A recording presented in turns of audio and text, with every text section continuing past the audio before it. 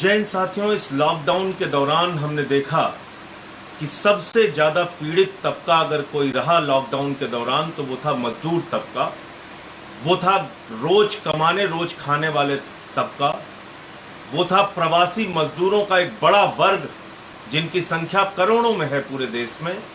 हमने देखा कि वो सड़क पर हजारों किलोमीटर पैदल चले जा रहे हैं, उनके पांव में छाले पड़े हुए हैं, उनके मासूम बच्चे इस चिलचिलाती हुई धूप में परेशान हैं, तकलीफ में हैं। माया उनको अपने गोद पर बिठा के अटैची पर लिटाकर उसकी चेन खींचते हुए लेके जा रहे हैं। हमने देखा रेल की पटरियों पे 16 लोग कट कर मर गए। हमने देखा सागर के अंदर रोड एक्सीडेंट का शिकार हो के 6 लोगों की जान चली गई, औरैया में 24 लोगों की जान चली गई, मुजफ्फरनगर में 5 लोगों की जान चली गई। और आए दिन ऐसी घटनाएं अखबारों के माध्यम से, टीवी के माध्यम से सामने आ रही हैं। कहीं चलते चलते मजदूर मर जा रहा है, कहीं महिला की रास्ते में प्रसव हो जा रही, डिलीवरी हो जा रही है। ये तमाम हृदय विदारक दृश्य पूरे देश से, अलग अलग जगहों से हम लोगों को देखने को मिला इस लॉकडाउन के दौरान, और वो सिलसिला अभी तक जारी है। कोई संवेदनशीलता भारतीय जनता पार्टी की सरकार की ओर से नहीं दिखाई गई, कोई संवेदनशीलता रेल मंत्री की ओर से, केंद्र सरकार की ओर से नहीं दिखाई गई। सिर्फ मजदूरों की जिंदगी के साथ खिलवाड़ किया गया। कभी थाली बजवाया गया, कभी दिवाली मनवाई गई, कभी हेलीकॉप्टर से फूल फेंकने की नौटंकी की गई। लेकिन जो गरीब मजदूरों के लिए करने की जरूरत थी, उनको घर पहुंचाने की व्यवस्था जो करनी थी, उसको करने में बार बार आनाकानी और घोर लापरवाही की गई। और मैं ये तो कहूंगा कि हत्या करने की लापरवाही के समान ये लापरवाही थी। ये कोई सामान्य लापरवाही नहीं थी। अगर आप जान रहे हैं कि मजदूर मर रहा है और ट्रेनों का इंतजाम नहीं कर पा रहे हैं, आपके पास 19,000 ट्रेनें हैं, 2 करोड़ 30 लाख यात्रियों को एक छोर से दूसरे छोर प्रतिदिन आप पहुंचा सकते हैं, लेकिन अगर आप वो इंतजाम नहीं कर रहे हैं तो इसका मतलब हत्या के बराबर वो लापरवाही है। मजदूरों को मरने के लिए आपने छोड़ दिया है, आपको उनकी चिंता नहीं है। पहले क्या कहा था रेल मंत्री ने? राज्य हमें अनुमति नहीं दे रहे हैं, राज्य हमें अनुमति नहीं दे रहे हैं, हम कैसे ट्रेन भेज सकते हैं। बंगाल वाले ट्रेन नहीं मांग रहे हैं, झारखंड वाले नहीं मांग रहे हैं, राजस्थान वाले नहीं मांग रहे हैं, छत्तीसगढ़ वाले नहीं मांग रहे हैं। तमाम नौटंकी पीयूष गोयल ने, रेल मंत्री ने की। और उस वक्त भी हमने कहा था कि देश में एनडीएमए एक्ट लागू है, राज्यों की अनुमति के लिए कोई आपको आवश्यकता नहीं, आप सीधे निर्देश जारी कर सकते हैं। शुरू में नहीं किया, राजनीति करते रहे, राजनीति करते रहे। बाद में आदेश जारी किया गृह मंत्रालय ने कि राज्यों से अनुमति की कोई आवश्यकता नहीं है, ट्रेन कहीं भी जा सकती है। यह आदेश आप पहले दिन नहीं कर सकते थे? क्या आप लगातार मजदूरों की पीड़ा को देखकर हर्षोल्लास में डूबे हुए हैं, मौज मस्ती में डूबे हुए हैं? आपको मजा आ रहा है, आप कुंभकर्ण की गहरी नींद सो रहे हैं, आपको चिंता नहीं है मजदूरों की? उन गरीब मजदूरों को आपने मरने के लिए छोड़ दिया है। विदेशों से हवाई जहाज से लोगों को भारत बुलाने की चिंता आपको है।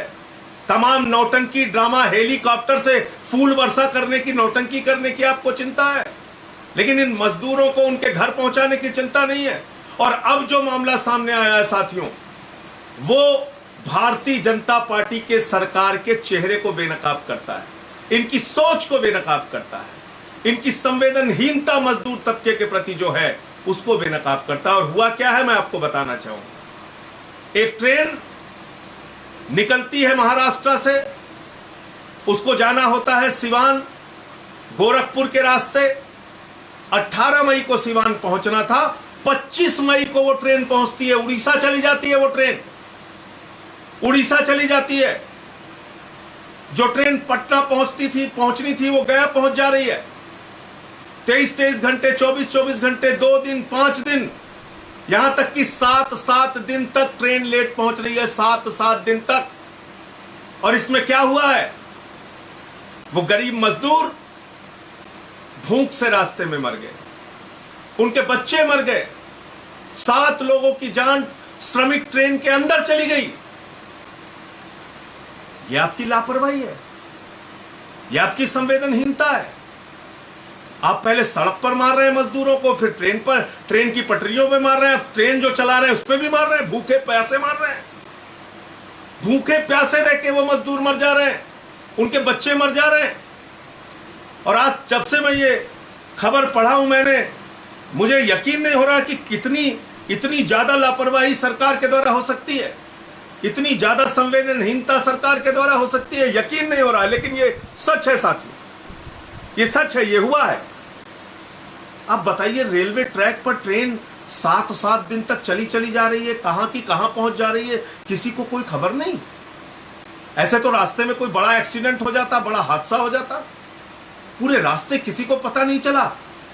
ये दैनिक भास्कर की खबर है, 2 दिन के बदले 9 दिन में पहुंची श्रमिक ट्रेनें, भूख और प्यास से एक दिन में इन ट्रेनों में 7 मौतें हो गई। ट्रेनों में 7 मौतें, 2 दिन के बजाय 9 दिन में पहुंच रही है ट्रेन।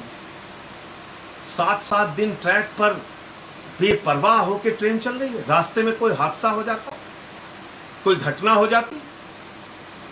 और अब कहां है पीयूष गोयल? रेलवे के ट्रैक पर चलने वाली ट्रेनों की तो जिम्मेदारी आपकी है। अभी तक तो आप सभी राज्य सरकारों को जिम्मेदार ठहरा रहे थे। इन 7 मौतों के लिए हत्यारा कौन है? इन 7 मौतों के लिए जिम्मेदार कौन है? इन 7 मौतों की वजह क्या है? इन 7 मौतों की वजह है घोर लापरवाही जो रेलवे और केंद्र सरकार के द्वारा की गई। और मैं तो समझ रहा हूं कि जैसे आप सबक सिखाने पे लग गए, जैसे आप ये चाह रहे हो कि ठीक है मजदूरों, तुम घर न जाना चाहते हो, हम तुम्हें ट्रेन के अंदर ही मार के दिखाएंगे। पहले सड़क पे मारेंगे, फिर रेल की पटरियों पे मारेंगे, फिर ट्रेन में मारेंगे। मैं देश की जनता से कहना चाहता हूं, इस संवेदनहीन सरकार के चेहरे को पहचानिए। ये नौटंकी बात भारतीय जनता पार्टी के लोगों को पहचानिए। ये आपकी जिंदगी के साथ खिलवाड़ करने वाले ये भाजपाई नेताओं को पहचानिए, जिन्होंने आपको सिर्फ कीड़े मकोड़े की तरह जमीन पर, सड़क पर, ट्रैक पर, ट्रेन के अंदर मरने के लिए छोड़ दिया है। इनके चेहरे को पहचानिए। ये सिर्फ बड़ी बड़ी बातें करते हैं, नैतिकता की, राष्ट्रवाद की, भारत माता की। ये तुम्हारा नैतिकता, ये तुम्हारा राष्ट्रवाद, ये तुम भारत माता की इज्जत कर रहे हो। और भारत की माताएं ट्रेनों और सड़कों पर मर रही हैं, और तुम ये सब नाटक करके देश को गुमराह करते रहते हो हर बात पे। अभी दिल्ली के अंदर भी ये लोग नाटक कर रहे हैं। भाजपाइयों ने एक अफवाह फैलाई दिल्ली के अंदर कि दिल्ली में कोरोना से मौतें ज्यादा हो रही है, केजरीवाल सरकार उसको कम करके दिखा रही है। ये दुष्प्रचार इन्होंने शुरू किया। अफवाह कंपनी भाजपा से तेज कोई है नहीं, झूठ फैलाने में भाजपा से तेज कोई है नहीं। तो दिल्ली सरकार का सहयोग करने के बजाय, केजरीवाल सरकार का सहयोग करने के बजाय लगातार भारतीय जनता पार्टी के लोग झूठ बोलते रहे और ये कहते रहे कि दिल्ली में मौतें ज्यादा हो रही, कोरोना से मौतें ज्यादा हो रही। कोई कह रहा 1000 मौतें हो चुकी, कोई कह रहा 1500 मौतें हो चुकी, कहीं एमसीडी का बयान आ रहा है, कहीं मनोज तिवारी का बयान आ रहा है, कभी कोई भाजपा का नेता बोल रहा है। इन बेशर्मों को शर्म नहीं आती? कोरोना के मौत के आंकड़ों पर भी घिनौनी और घटिया राजनीति करते हैं। दिल्ली के हाई कोर्ट ने बाकायदा आदेश जारी किया है और उसमें लिखा है कि दिल्ली में डेथ ऑडिट कमेटी बनी हुई है डॉक्टर्स की, एक्सपर्ट्स की। उन डॉक्टर्स की क्षमता पर दिल्ली उच्च न्यायालय को कोई संदेह नहीं है। यह उच्च न्यायालय खुद कहता है।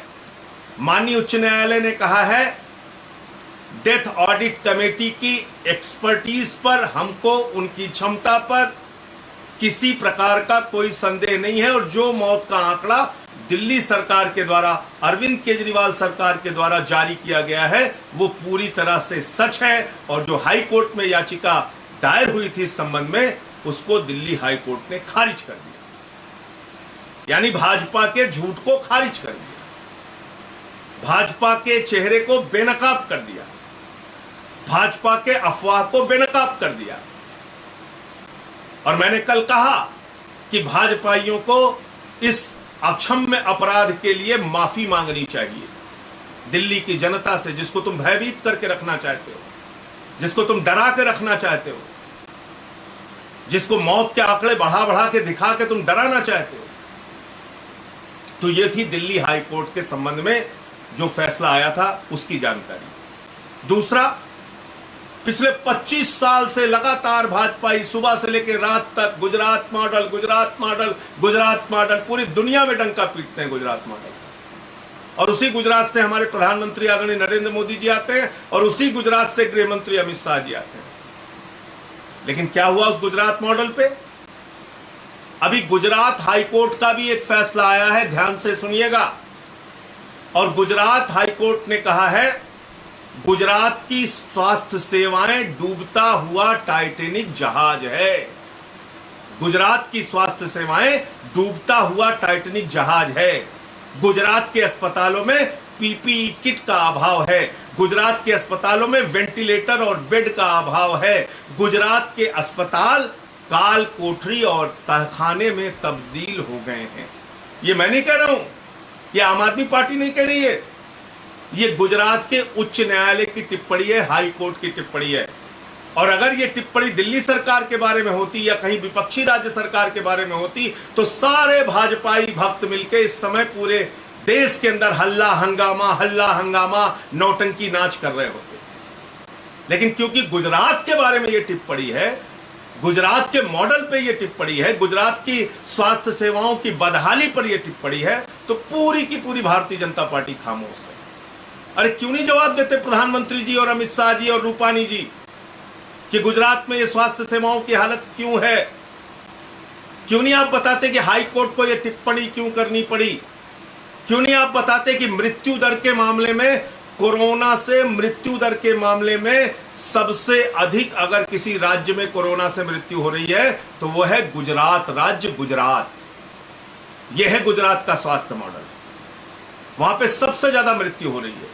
मैं ईश्वर से प्रार्थना करता हूं, विनती करता हूं, पूरे देश में कहीं कोरोना से लोगों की मौत नहीं होनी चाहिए। लेकिन जब आप दिल्ली के स्वास्थ्य सेवाओं पे राजनीति कर रहे हैं, ओछी और घटिया मानसिकता के साथ दिल्ली के मौत के आंकड़ों पर सवाल खड़ा कर रहे हैं, तो एक बार जरा गुजरात में जो मौतें हुई हैं उस पर निगाह डालिए तो आपको अपनी स्वास्थ्य सेवाओं की बदहाली के बारे में पता चलेगा।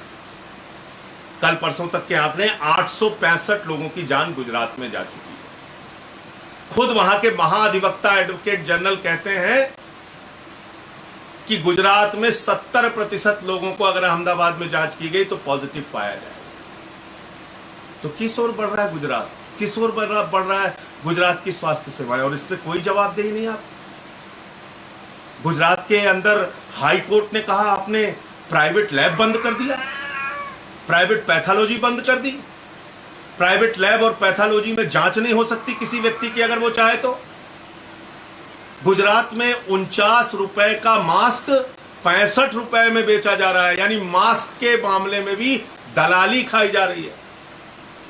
और हमने तमाम दृश्य देखा, भले ही आपने टीवी चैनल पे बहस ना देखी हो, भले ही आपने टीवी चैनल पे वो दृश्य ना देखा, उसके कारण आप जानते हैं, मैं उसके डिटेल में नहीं जाऊंगा। अगर दिल्ली में कोई मामला हो जाता है तो टीवी चैनल्स पे प्रमुखता से दिखाया जाता है। महाराष्ट्र में, बंगाल में कोई मामला हो जाता है तो टीवी चैनल्स पे प्रमुखता से दिखाया जाता है। लेकिन गुजरात में इतनी बड़ी बड़ी खबरें आई, उसको कितना टीवी चैनल पे दिखाया गया और कितनी उस पर डिबेट हुई आप अच्छी तरह से जानते हैं। क्या हुआ वहां मजदूरों के साथ? वहां पर मजदूरों को बुरी तरीके से लाठियों से पीटा गया। मजदूर जब सड़कों पे उतरे तो उनको दौड़ा दौड़ा के मारा गया। उनके रोजगार का इंतजाम नहीं, उनके खाने का इंतजाम नहीं, उनको घर भेजने के नाम पे टिकट का पैसा लिया गया और भारतीय जनता पार्टी के नेताओं का नाम आया। 1,16,000 रुपए झारखंड के मजदूरों से ले लिया, पैसा भी नहीं दिया, टिकट भी नहीं दिया। पैसा मांगने गए तो पीट कर लहूलुहान कर दिया गया। प्रधानमंत्री जी, आपसे निवेदन है इस मामले में हस्तक्षेप कीजिए। उत्तर प्रदेश के, बिहार के, झारखंड के लोगों को जानवरों की तरह ट्रीट मत कीजिए, जानवरों की तरह उनके साथ व्यवहार मत कीजिए। उनको मारा पीटा जा रहा है, उनको आपके राज्य के अंदर भगाया जा रहा है, ट्रेन के नाम पर पैसे ले लिए जाते हैं, उस पर दलाली खाई जा रही है।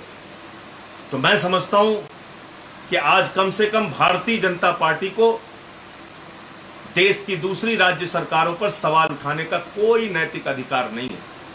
मध्य प्रदेश और गुजरात, जहां पर वर्षों से इनकी सरकारें हैं, दोनों सरकारें बुरी तरीके से इस कोरोना मामले में फेल साबित हुई हैं और इन दोनों राज्यों में सबसे अधिक मृत्यु दर आपको देखने को मिलेंगे गुजरात और मध्य प्रदेश में। यह सच्चाई है इन दो राज्यों की। तो मैं सिर्फ इतना चाहूंगा कि आप लोग जागरूक रहिए, अपने नाक कान आंख खोले रखिए और देखिए सच में भाजपा आपके लिए क्या कर रही है, वास्तव में भाजपा आपकी जिंदगी के साथ कितना खिलवाड़ कर रही है। और इन बेईमानों का, इन संवेदनहीन लोगों का जवाब दीजिए, बाहर निकलिए। इंकलाब जिंदाबाद, आम आदमी जिंदाबाद। नेशनल दस्तक की आपसे गुजारिश है कि अगर इसको बचाना चाहते हैं तो नेशनल दस्तक को सब्सक्राइब करने के लिए रेड कलर के सब्सक्राइब बटन को दबाएं, फिर बेल आइकन की घंटी दबाएं। नेशनल दस्तक को बचाने के लिए बहुत जरूरी है कि हर खबर को शेयर करें, लाइक करें, कमेंट जरूर करें।